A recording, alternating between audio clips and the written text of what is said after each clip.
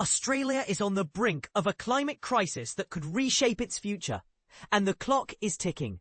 A groundbreaking government report, released just days before the announcement of a new 2035 emissions target, paints a stark picture. More frequent, overlapping climate disasters are not a distant threat, but a looming reality. Heatwaves, rising seas, and ecosystem collapse are already accelerating.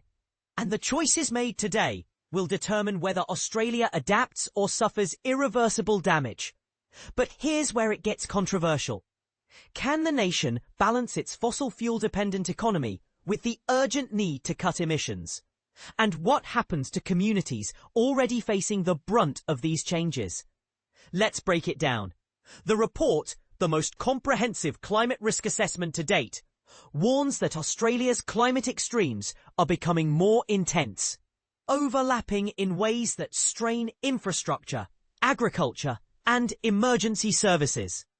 Imagine a scenario where a deadly heatwave coincides with a coastal flood, or prolonged droughts cripple food production while wildfires rage in the hinterlands. These are not hypotheticals. They're cascading risks the report calls cascading, compounding, and concurrent. Climate and Energy Minister Chris Bowen emphasised that no Australian community will be immune, with remote areas, northern regions, and outer suburbs of major cities hit hardest. So, what's the scale of the threat? The report reveals Australia has already warmed 1.2 degrees Celsius above pre-industrial levels. At 3 degrees Celsius of warming, a trajectory the world is dangerously close to, heatwaves in Sydney could surge from 4 days a year to 18, while marine heatwaves could stretch from 18 to nearly 200 days annually. The human cost? A 444% increase in heat-related deaths in Sydney alone.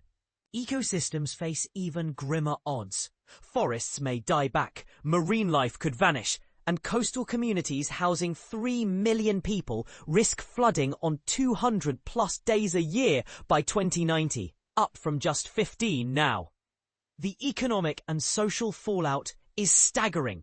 Saltwater intrusion could poison freshwater supplies, property values will plummet, and livestock and crops will wither under hotter, drier conditions. Health systems will be overwhelmed, and rebuilding costs will soar. Yet the government's response remains a tightrope walk.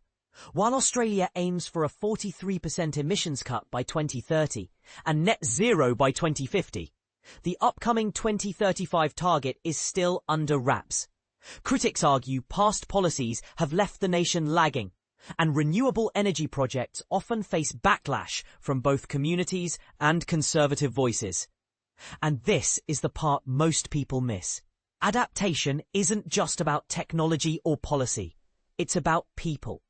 The report also unveils a national adaptation plan, a roadmap for protecting vulnerable regions. But will it be enough? Or does Australia need to rethink its entire approach to climate action? Here's the elephant in the room. How do we reconcile economic growth with climate survival?